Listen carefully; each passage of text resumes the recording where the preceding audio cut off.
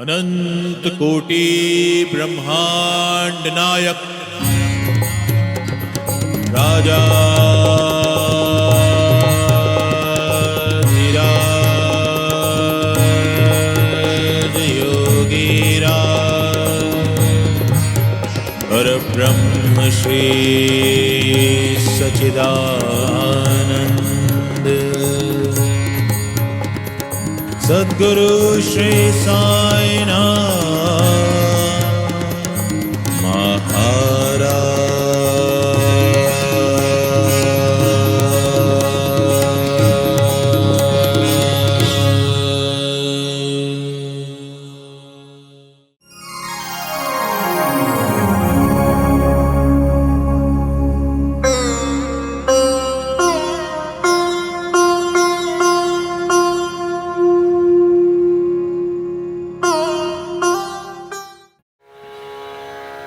बाबा एक बार लेंडी बाग सैर करने गए थे।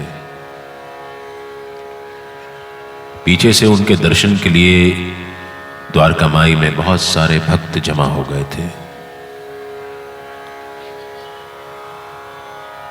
वहां पर एक भक्त जो बाबा के दर्शन करने आया था, उसका अपने भाई से किसी बात को लेकर के विवाद चल रहा था। उसने वहां पर अन्य भक्तों के सामने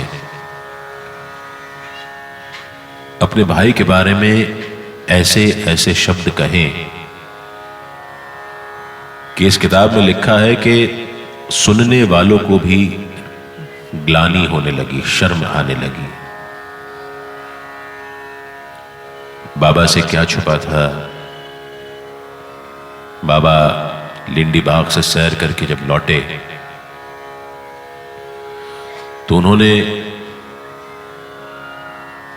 भिक्षा मांगने का अपना क्रम प्रारंभ किया और भिक्षा मांगने के लिए वो अपने साथ उस व्यक्ति को भी ले गए जिसने अपने भाई के बारे में कटु शब्द, खराब शब्द अन्य भक्तों की हाजिरी में बोले थे। बाबा थोड़े से आगे गए होंगे कि गली के मोड़ पर एक सूअर दिखा जो नाली में मुंह डाल करके विष्ठा खा रहा था। बाबा ने उस भक्त को सूअर की तरफ इशारा करते हुए कहा कि देखो कितने चाव से विष्ठा खा रहा है, तुम्हारा बर्ताव भी कुछ इसके जैसा ही है, और अगर तुम्हारा बर्ताव ऐसा ही रहा तो ये मस्जिद माई भी तुम्हारी कोई सहायता नहीं कर पाएगी। सच ही तो है, जब हम किसी के बारे में बात करते हैं अन्य लोगों के सामने जिनसे उनका कोई लेना देना नहीं होता, जब हम लोगों से सहानुभूति की अपेक्षा रखते हैं, जब हम इस बात की अपेक्षा लोगों से रखते हैं कि हमारी बात सुन करके कोई हमारे साथ हो जाएगा, हम किसी को बुरा भला कहें, किसी के कान भरें, तो ऐसे में ऊपर वाला भी हमारी कोई सहायता नहीं कर पाता। तेरा आचरण भी कुछ इस सूअर के जैसा ही है, और अगर तेरा यही हाल रहा तो ये मस्जिद माई तेरी कोई सहायता कभी नहीं कर पाएगी।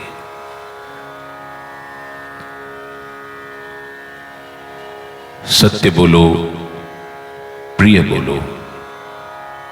सत्य अगर अप्रिय है तो उसको प्रिय बना करके बोलो। हमारे साथ भी अक्सर ऐसा होता है कि हम लोग लोगों की निंदा करने में, बुराई करने में इतना आनंद लेते हैं, हम ये भूल जाते हैं कि उनकी निंदा करते करते उनकी बुराइयों को हम ओढ़ना शुरू कर देते हैं। किसी और की बेबात निंदा करते करते हम खुद वैसे होना शुरू हो जाते हैं। इसको विशुद्ध अंग्रेजी में कहा जाए तो गॉसिप।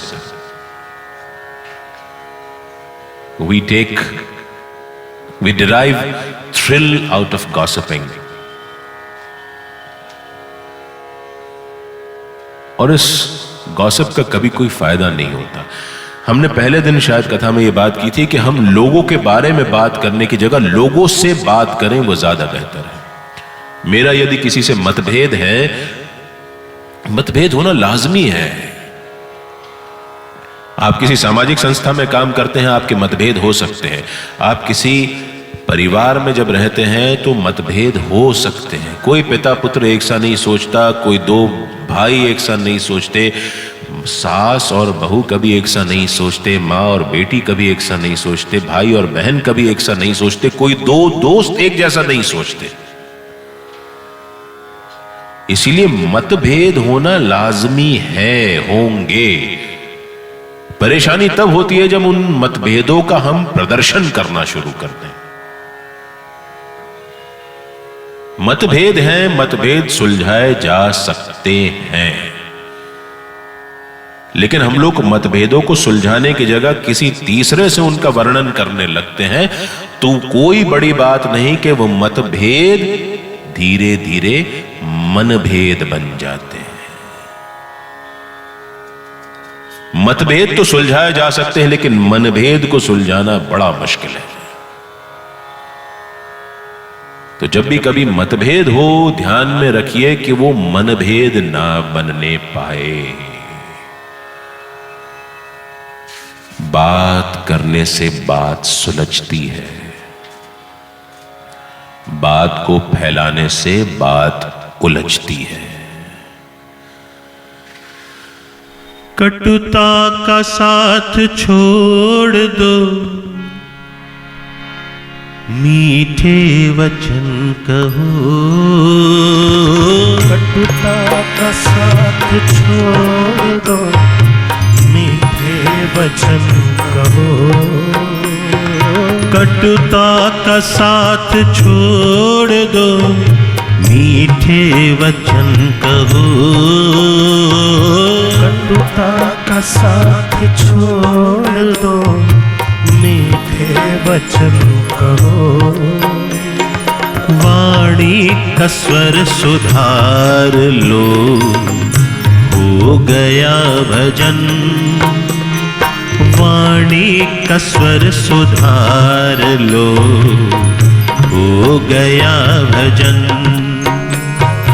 आदत बुरी सुधार लो, हो गया भजन। मन की तरंग साध लो, हो गया भजन।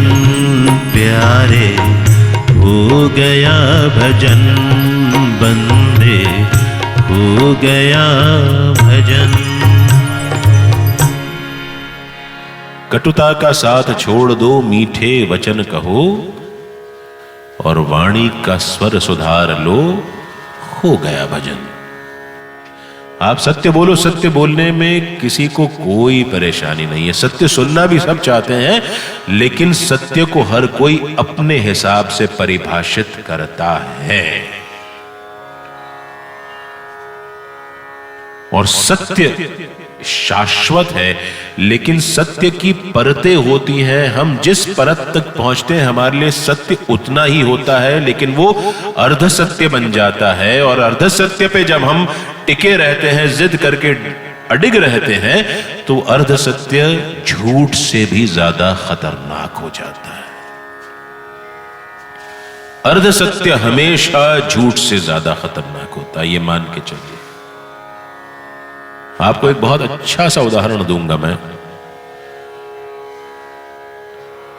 पुराने जमाने में यह माना जाता था कि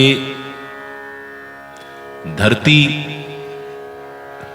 अपनी जगह पर स्थिर है और सूरज उसके इर्द गिर्द चक्कर लगाता है। और जब सोक्रेटिस, जिसको हम सुकरात कहते हैं, उसने जब ये बात कही कि नहीं, सूरज स्थिर रहता है और धरती उसके इर्द गिर्द चक्कर लगाती है, तो उसको उसके देश में इस बात पर टिके रहने के लिए मृत्यु दंड तक दे दिया गया था।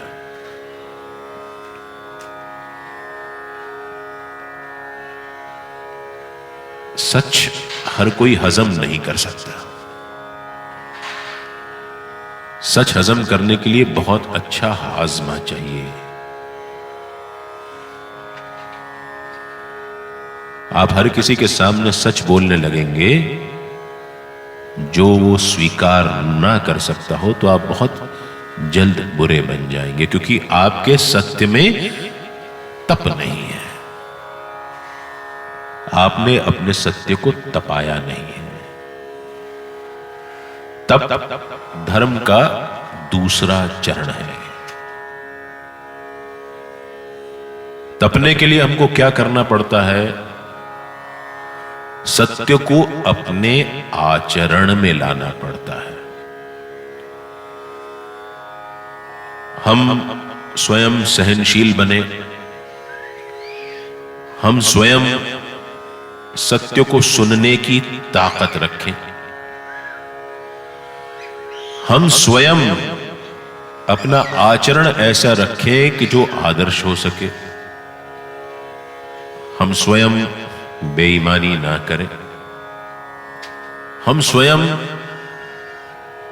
अनैतिक रास्तों को अपनाएं नहीं।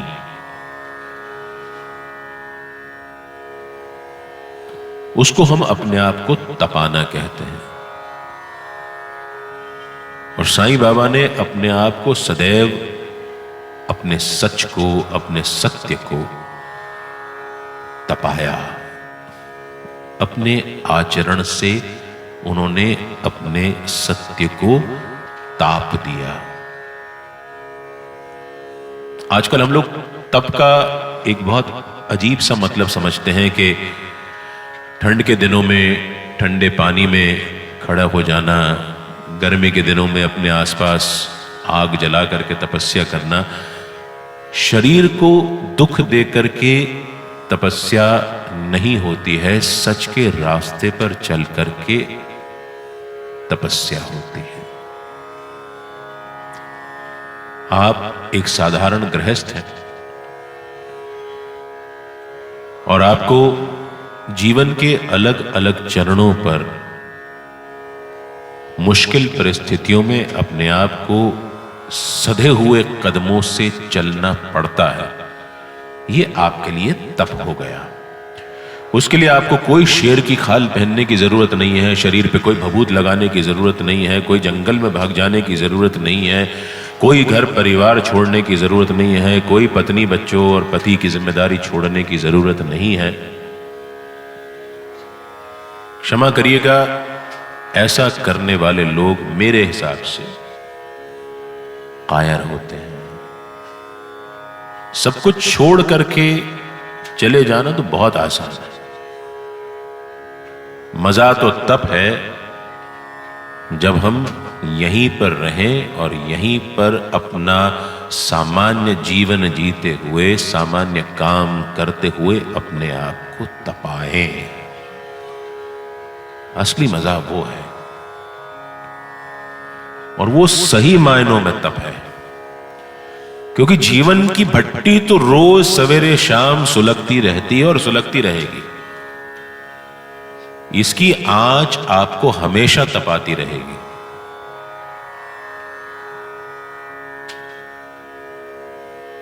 जिए, खूब अच्छे से जिए, खूब बढ़िया धन कमाएं, खूब व्यवहार करें।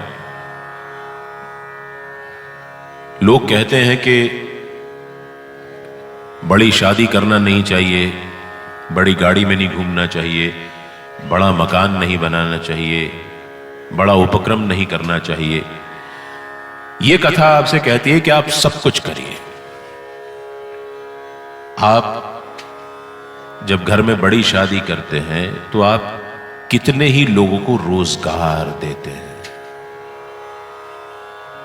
जब आप किसी बड़ी गाड़ी में घूमते हैं तो न जाने कितने मजदूरों को उनका जीवन यापन करने का मौका मिलता है। जब आप कोई अच्छा सा घर बनाते हैं तो कोई छोटे बड़े 50 उद्योगों को आप फायदा करते हैं।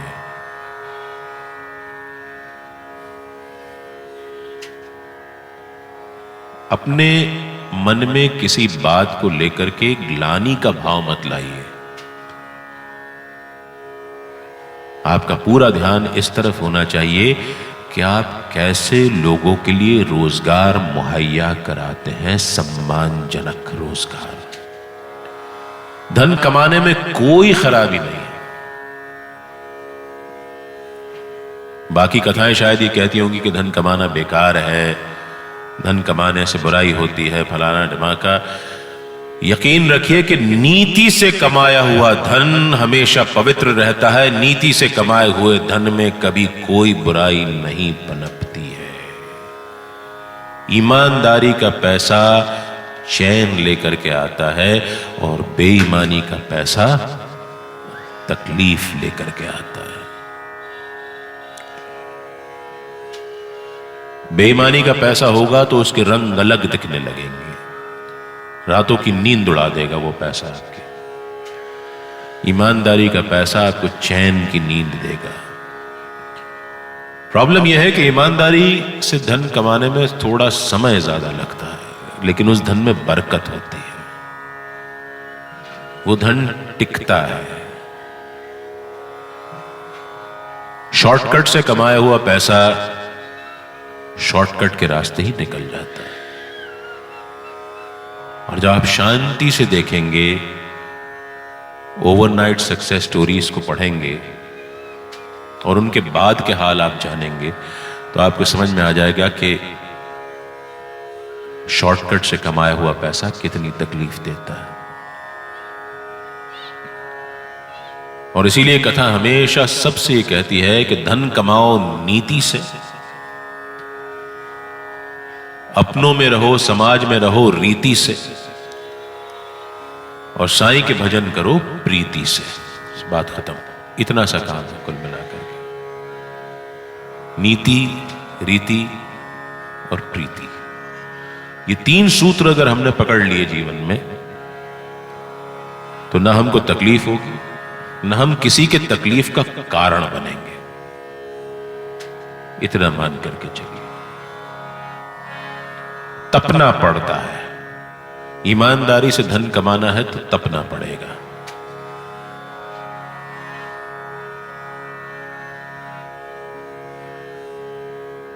साईं बाबा, एक समय था जब वो आए थे शिरडी में, तो उनके पास कोई धन होता ही नहीं था। और आखिर में भी जब उन्होंने समाधि ली तो उनकी जेब से मात्र 16 रुपए निकले, जो उनके कफन दफन यानी जो उनकी समाधि दी गई उसको और उनकी 13वीं तक की क्रिया करने में कुल 16 रुपए खर्च हुए। जब उन्होंने महासमाधि ली तो उनकी जेब में जब उनकी कफनी बदली गई, उनके आखिरी स्नान से पहले कफनी में से मात्र 16 रुपए निकले, और वो पूरे के पूरे 16 रुपए उनकी अंतिम क्रिया में खर्च हुए। जबकि उन्होंने दिन में न जाने कितनी दक्षिणा लोगों से ली और शाम तक कितनी ही दक्षिणा लोगों में बांट दी।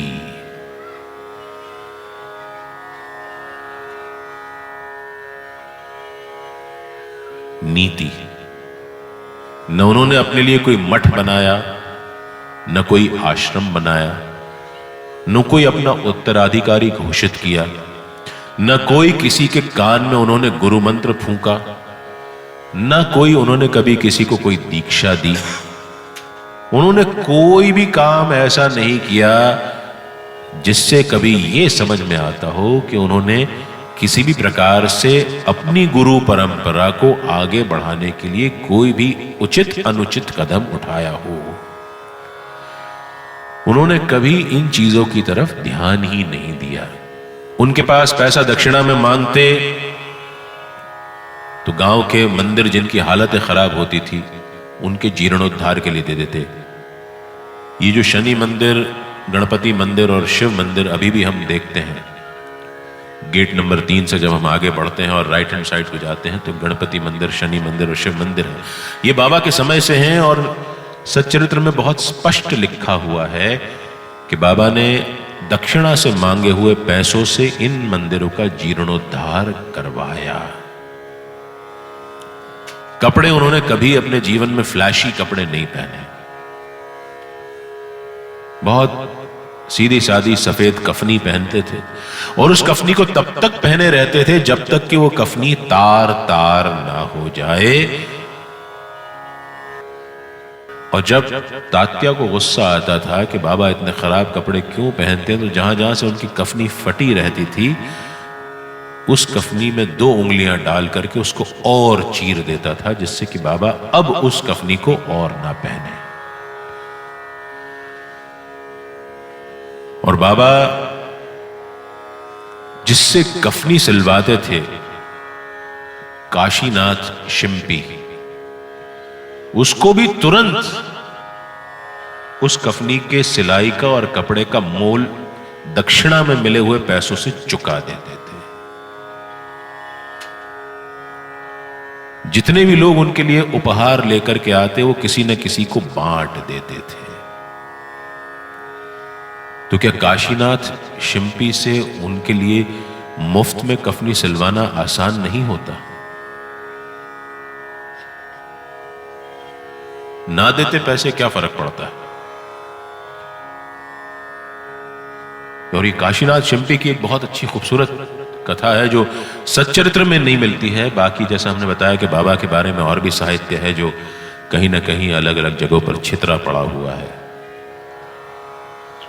काशीनाथ शिंपी, अप्पा जोगले और महालसापति, ये बाबा के शुरुआती 3 भक्त थे जिन्होंने बाबा को ईश्वर के रूप में, सदगुरु के रूप में, भगवान के रूप में मानना और पूजना शुरू किया।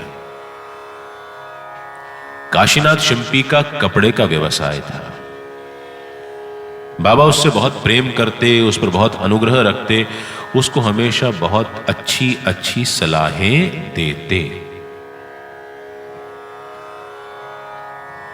एक बार की बात है जब काशीनाथ शिंपी शिरडी के पास एक गांव में, ये जो साप्ताहिक हाट लगती है, बाजार लगता है, उसमें अपनी दुकानदारी के लिए कुछ कपड़े खरीदने गया।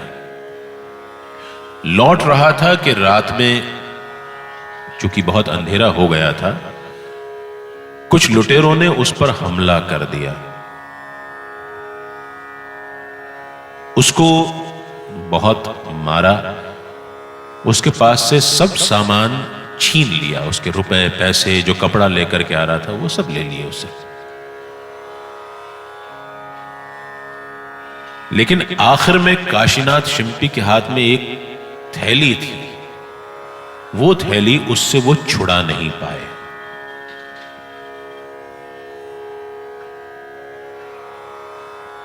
और उन्होंने उस थैली को छुड़ाने के लिए उसके ऊपर तलवार से उसके सिर पर वार भी किया। यहां काशीनाथ शिंपी उन लुटेरों के साथ संघर्ष कर रहा था और वहां द्वारकाबाई में जो भक्त मौजूद थे वो बता रहे थे कि बाबा चिल्ला रहे थे कि मुझे मत मारो, मुझे मत मारो, मुझे छोड़ दो, मुझे छोड़ दो। आखिर में उसने सिर पर तलवार का घाव लेकर के भी वो थैली अपने हाथ से नहीं छोड़ी।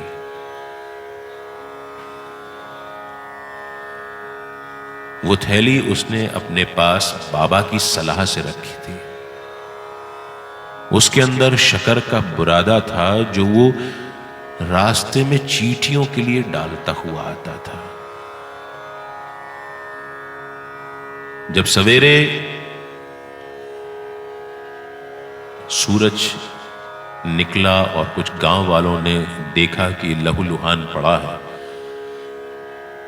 उसको अस्पताल, वैद्य सब जगह ले जाने की बात की, लेकिन उसने अधमरी हालत में ये कहा कि मेरा ठौर तो सिर्फ मेरे साईं के चरण हैं और मैं तो बस वहीं जाऊंगा, मुझे किसी डॉक्टर के पास, किसी हकीम के पास, किसी वैद्य के पास नहीं जाना। उसको बाबा के पास लाया गया, बाबा ने उसका इलाज किया, वो ठीक हो गया। यहां से कहानी में ट्विस्ट आता है।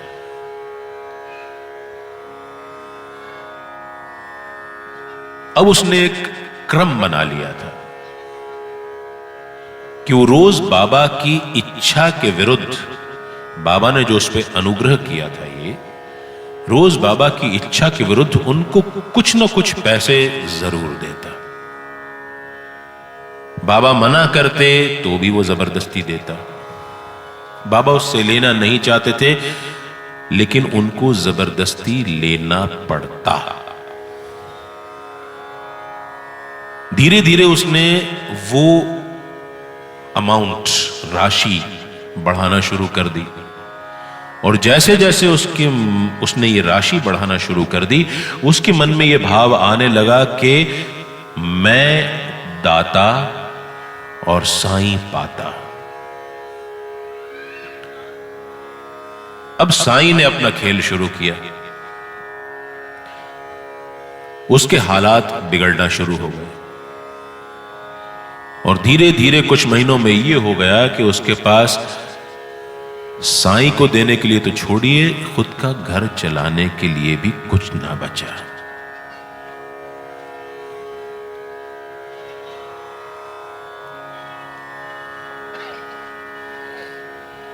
तो वो बहुत दुखी होकर के बाबा के पास गया। बाबा ने उससे कहा कि काशीनाथ, तू क्यों अहंकार करने लगा था? मत कर तू अभिमान, क्यों करता है तू? तुझे क्या जरूरत है ये सब कुछ करने की? मेरी इच्छा के विरुद्ध तू मुझे देता रहता था, और तेरा जिद देख करके मुझे हमेशा तुझसे वो लेना पड़ता था। देने और लेने के इस चक्कर में न जाने कब तू ये समझने लगा कि तू दाता है और तेरा साईं पाता है। ये तूने अहंकार किया और इसीलिए आज ये तेरी हालत हो गई। हम लोग भी मंदिरों में दान देते हैं, और दान देने के बाद उसकी नुमाइश जरूर करते हैं कि ये पत्थर इन्होंने लगवाया, ये मुकुट उन्होंने चढ़ाया।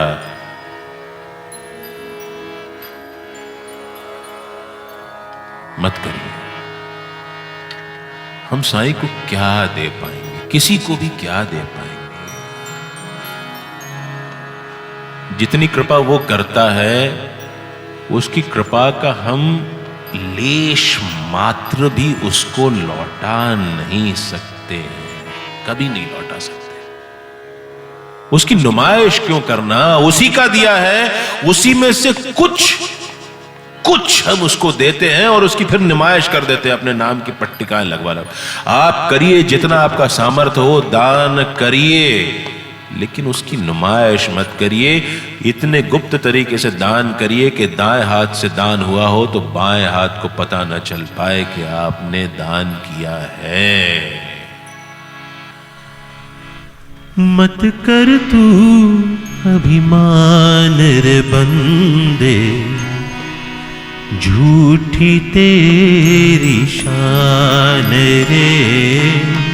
मत कर तू अभिमान, मत कर तू अभिमान रे बंदे, झूठी तेरी शान रे। मत कर तू अभिमान।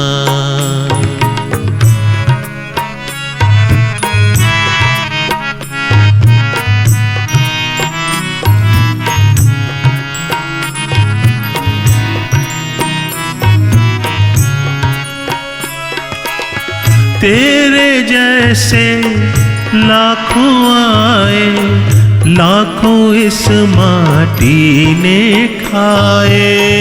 तेरे जैसे लाखों आए, लाखों इस माटी ने खाए। रहा न नाम निशान रे बंदे, रहा न नाम निशान। मत कर तू अभिमान रे बंदे, झूठी तेरी शान रे। मत कर तू अभिमान।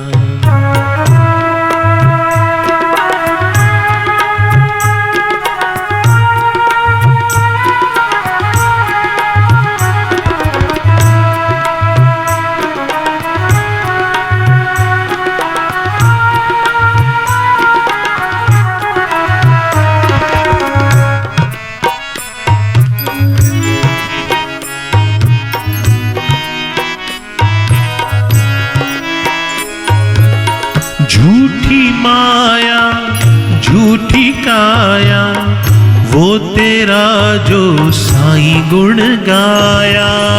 झूठी माया झूठी काया, वो तेरा जो साईं गुण गाया।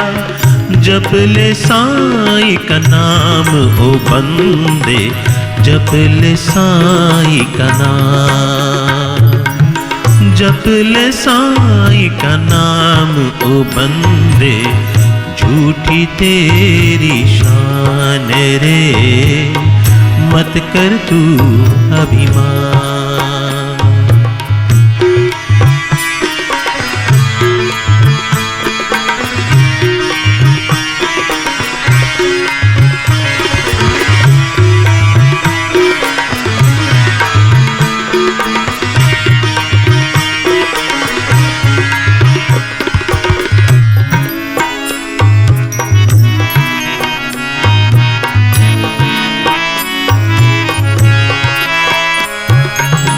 माया का अंधकार निराला, बाहर उजला भीतर काला।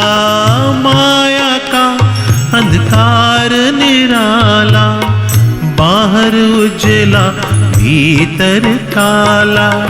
इसको तू पहचान रे बंदे, इसको तू पहचान। मत कर तू अभिमान रे बंदे, झूठी तेरी शान रे। मत कर तू अभिमान।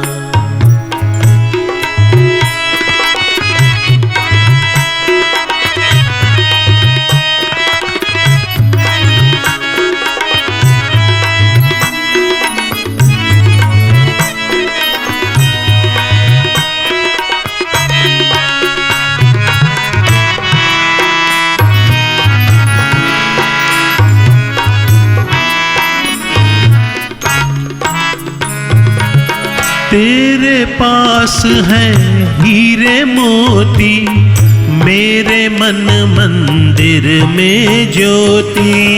तेरे पास है हीरे मोती, मेरे मन मंदिर में ज्योति। कौन हुआ धनवान रे बंदे, कौन हुआ धनवान। मत कर तू अभिमान रे बंदे, झूठी तेरी शान रे। मत कर तू अभिमान। मत कर तू अभिमान रे बंदे, झूठी तेरी शान रे। मत कर तू अभिमान।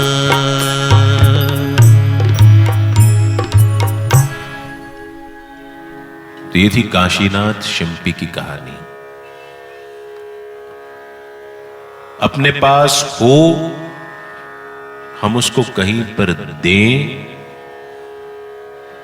उसको छुपाना भी एक तप है। क्योंकि मन के लोभ का कोई अंत नहीं होता। नाम, यश, प्रसिद्धि जिसको जितनी मिल जाए उतनी कम पड़ती है, और ये जितनी मिलती जाती है लोगों को लगता है कि अब हमारे बिना तो काम चलेगा नहीं। जिस दिन ये भाव पैदा हो जाए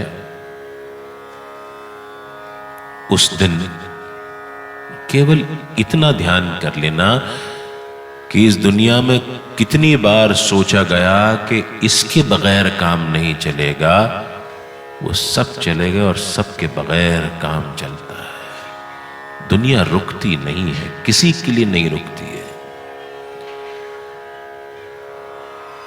आपका नाम उसी वक्त चला जाता है जब आपके शरीर में से प्राण निकल जाते हैं।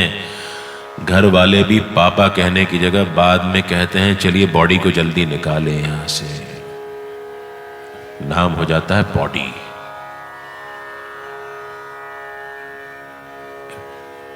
कब ले जा रहे हैं पापा जी को श्मशान घाट कोई नहीं कहता, बॉडी को कब ले जा रहे हैं।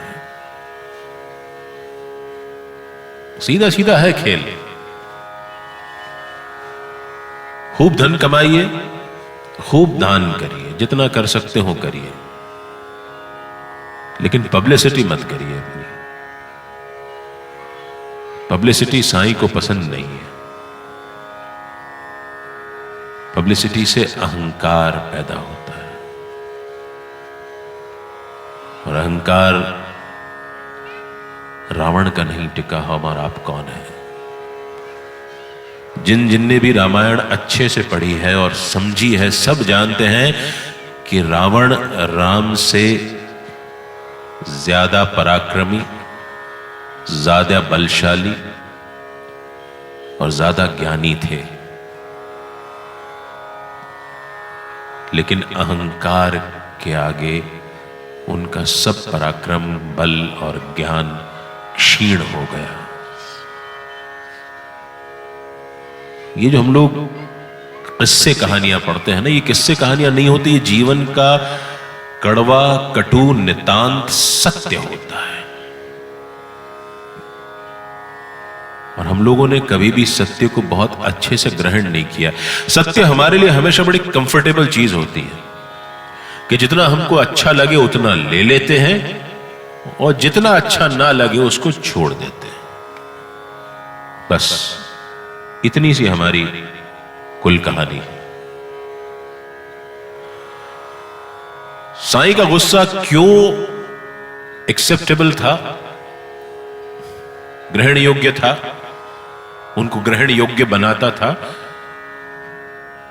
क्योंकि वो हमेशा सत्य के मार्ग पर चलते रहे, अपने सत्य को जीवन की भट्टी में तपाते रहे। हमने कल उनके सोने के पटले की बात की थी, नींद के पटले की। अवतार थे, लोगों की झोलियां भरते थे, खुद के लिए नहीं रख सकते थे। सुंदर सा बेड, लेकिन नहीं। क्या वो अपने बैठने के लिए कोई सोने का सिंहासन, चांदी का सिंहासन नहीं बनवा सकते थे? आखिर तक फटे हुए टाट के आसन पर बैठे रहे। हम सब के धन धान भरते हैं, भंडार भरते हैं। क्या उनके लिए संभव नहीं था कि वो उनके भंडार हमेशा भरे रहते? लेकिन उसके बावजूद उन्होंने हमेशा भिक्षा मांगना मुनासिब समझा। आखिरी के कुछ दिनों में जब वो भिक्षा मांगने नहीं जा पाते थे, तो अपनी ओर से वो किसी न किसी को, कभी प्रोफेसर जी नारके को, कभी माधवराव देशपांडे को, कभी भक्त मालसापति को भेज देते थे कि जाओ आज मेरे लिए भिक्षा लेकर के आओ। और उन्होंने हमेशा भिक्षा से ही मांगा हुआ खाया। और बड़ी सुंदर व्याख्या करी है बाबा के भिक्षाटन की दाभोलकर जी ने इस पावन ग्रंथ में। उनका लिखना है, और मेरा यह पक्का मानना है कि जैसा बाबा ने कहा था कि यदि ये अहंकार छोड़ करके स्वयं मेरी शरण में आएंगे तो मैं अपना सच्चरित्र खुद लिखूंगा। तो बाबा ने उनसे लिखवाया होगा या बाबा ने स्वयं उनको माध्यम बना करके लिखा होगा कि जो व्यक्ति कांचन, कीर्ति और कामिनी से दूर हो, जो व्यक्ति कांचन, कीर्ति और कामिनी से दूर हो, भिक्षा मांगना उसका प्रारब्ध बन जाता है, भिक्षा मांगना उसका नसीब बन जाता है। कांचन यानी धन संपदा। हमने कुछ देर पहले ही बात करी कि धन संपदा का बाबा को कोई मोह था ही नहीं। उस जमाने में तो इतना कंपटीशन नहीं था, गुरु बहुत कम हुआ करते थे, ये सो कॉल्ड सेल्फ प्रोक्लेम्ड गुरु और बाबा लोग कम होते थे। वो चाहते तो ये सब कुछ कर सकते थे, वो भी गुफा बना के रह सकते थे, वो भी एयर कंडीशन चैम्बर में रह सकते थे, बड़े बड़े पंखे लग सकते थे, वो भी अपने आराम गाह बना सकते थे। नहीं बनाया, उन्होंने कुछ नहीं किया। उन्होंने जीवन की भट्टी में खुद को तपाया। कांचन, पैसों का मात्र इतना मोह के लोगों से दक्षिणा ली और केवल उतनी ली कि आखिर में उनके पास उतनी ही बचे जिससे उनके अंतिम कर्म का भार किसी पर ना पड़े।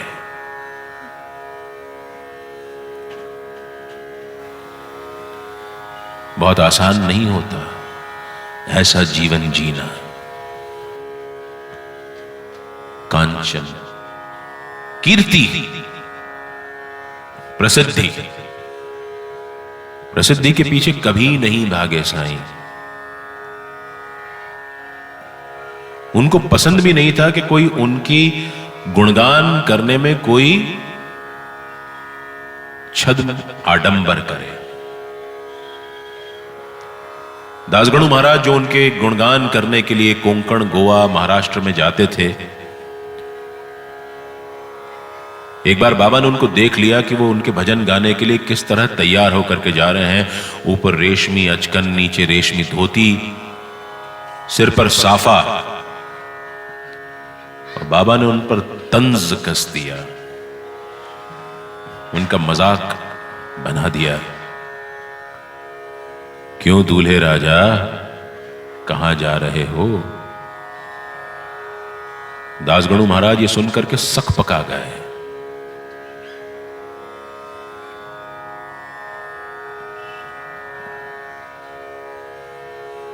बाबा ने कहा कि कहां जा रहे हो दूल्हे राजा? बोले कहीं नहीं बाबा, आपके भजन करने जा रहा हूं। बाबा ने कहा ये क्या वेशभूषा है तुम्हारी, ये क्या पहन के जा रहे हो भजन करने? वो दिन था कि उसके बाद दासगणु महाराज ने कभी भी भजन कीर्तन के समय कोई ऐसे आडंबर पूर्ण वस्त्र धारण नहीं किए। केवल अधोवस्त्र पहनकर, केवल एक धोती पहनकर, ऊपर बदन खुला रहता, हाथ में करताल लेकर के उन्होंने सदैव बाबा का गुणगान किया। एक तस्वीर बाबा की अपने साथ ले जाते, वहीं किसी स्टूल पर या कुर्सी पर रख देते और उसके पास बैठ करके भजन कीर्तन करते।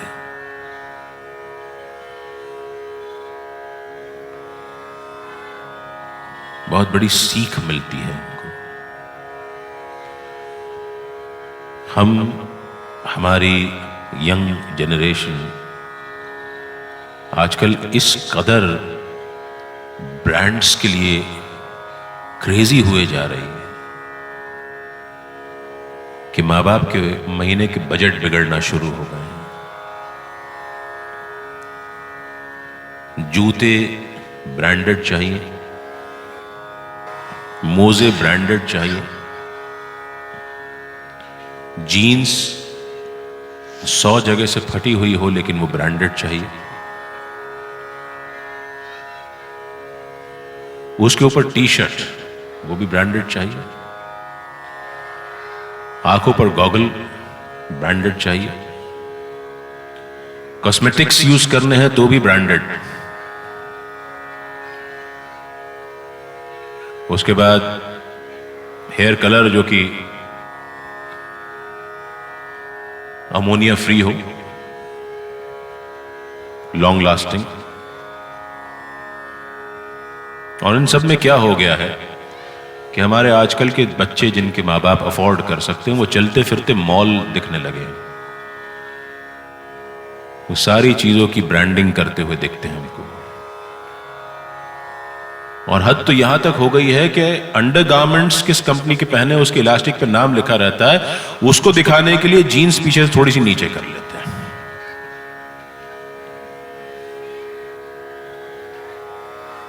करते हैं।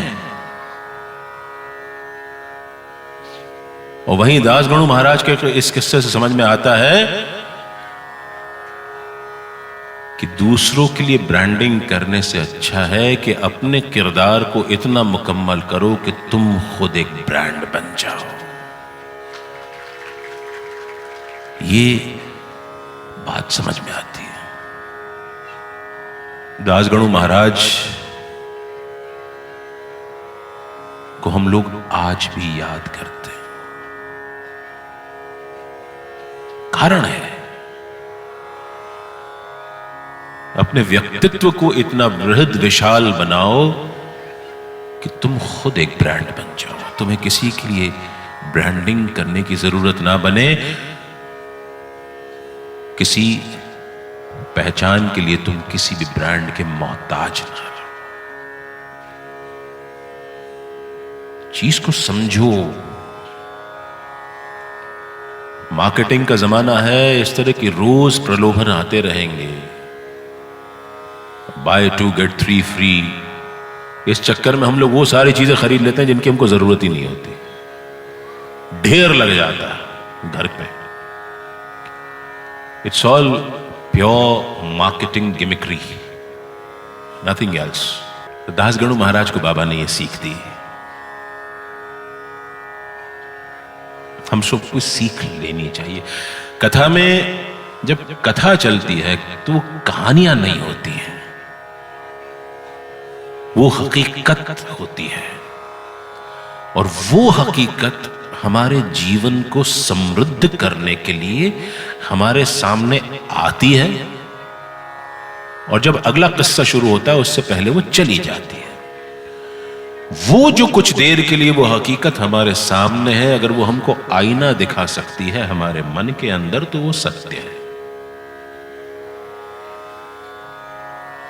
बस कथा का यही एक प्रयोजन होता है, इसके अलावा और कोई नहीं होता है प्रयोजन।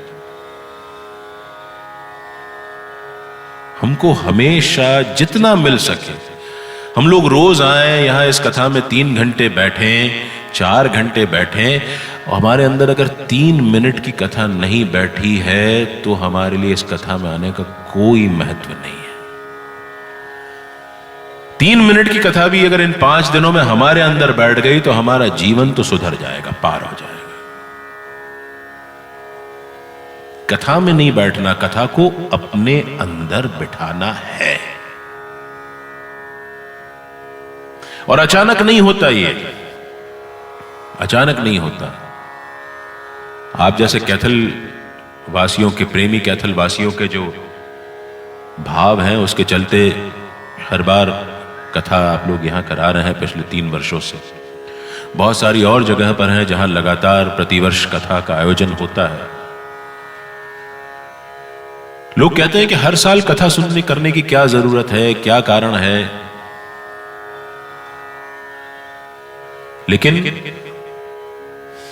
कथा की जरूरत इसलिए होती है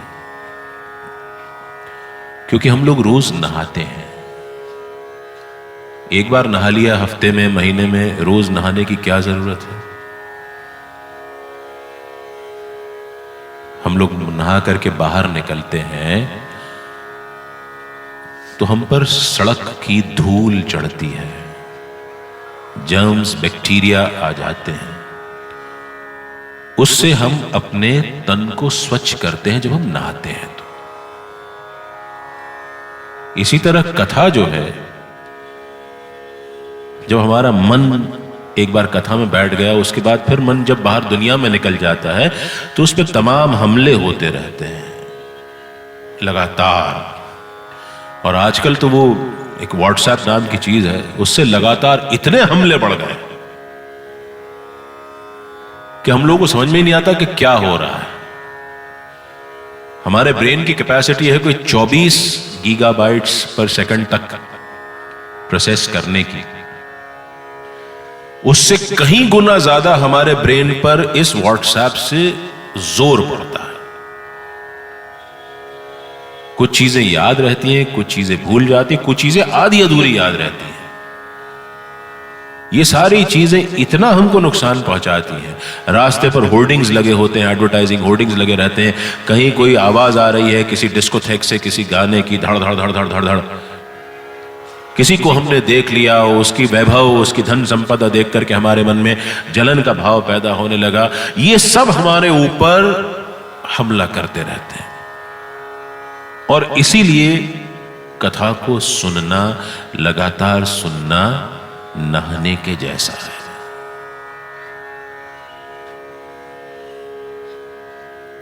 कि 1 साल का डोज हो गया, अब काम खत्म, अगले साल देखेंगे। मिल जाए तो अच्छा है, साईं की कृपा रही तो मिल जाएगा, साईं की इच्छा रही तो मिल जाएगा, नहीं रही तो नहीं मिलेगा। लेकिन YouTube पे अवेलेबल है, आप जब चाहे तब सुन सकते हैं।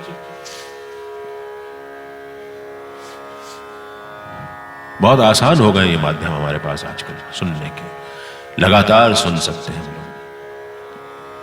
और ना सिर्फ ये कथा बल्कि ढेरों कथा है। लाइव कथाएं कितने चैनलों पे चलती रहती हैं, सुनिए। जरूरत है सुनने की, क्योंकि हम हिंदुस्तानियों का जीवन बहुत अलग किस्म का है। हमारे यहां 2 एक्सट्रीम्स में बटा हुआ है ये देश। एक मेजर तबका है 70%, 80% लोगों का, जो 20 रुपए प्रतिदिन से कम पर अपना गुजारा कर रहे हैं। और कोई 20-25% लोग ऐसे हैं जिनको 3 वक्त की रोटी मिलती है, पहनने को कपड़े मिलते हैं, सिर पर छत है जिनके पास। और इस हिंदुस्तान की पूरी इकॉनमी का 80% हिस्सा मात्र 10% लोगों के पास है। तो ये जो असमानता है कि एक यहां पर है और एक यहां पर है, वो यहां वाले व्यक्ति को विचलित कर देती है।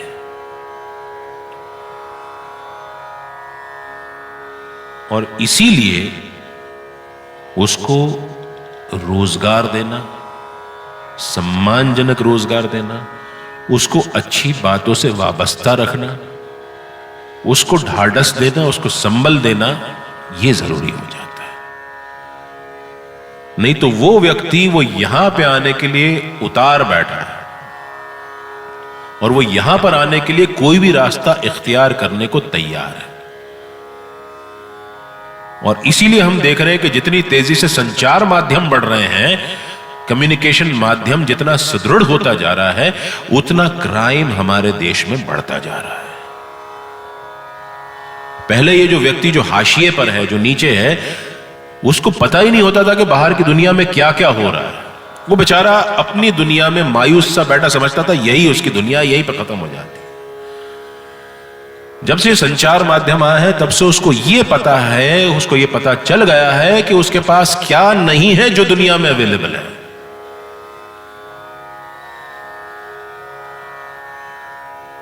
इसीलिए कथा कहती है कि उद्यम लगाओ, उद्यम करो, become an entrepreneur, create jobs.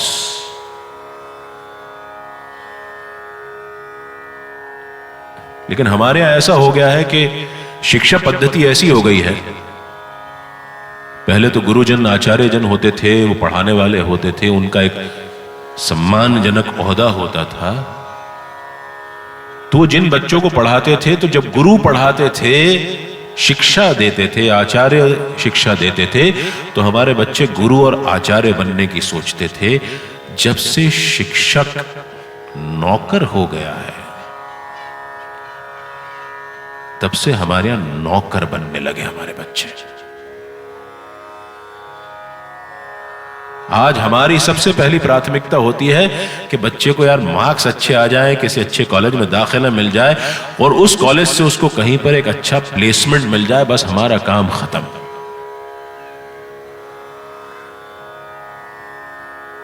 हम उस बच्चे के हुनर को मार डालते हैं।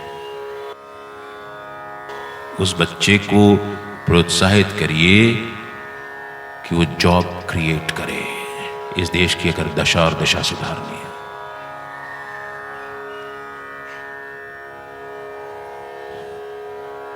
उसका हाथ यूं रहे, यूं ना रहे, ये समझाइए उसको। और यकीन मानिए इतना मुश्किल नहीं है। Creating a job is far easier than finding one.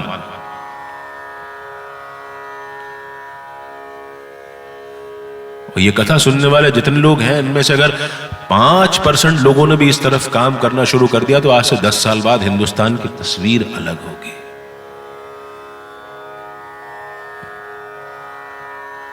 कथा सिर्फ धार्मिक आध्यात्मिक बातें भी नहीं करती, कथा व्यवहारिक बनाना भी सिखाती है।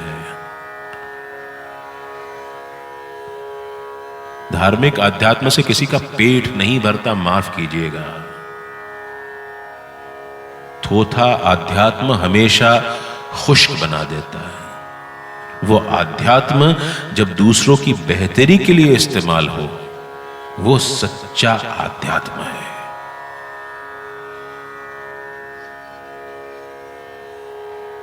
सोचिएगा इस बारे में कभी।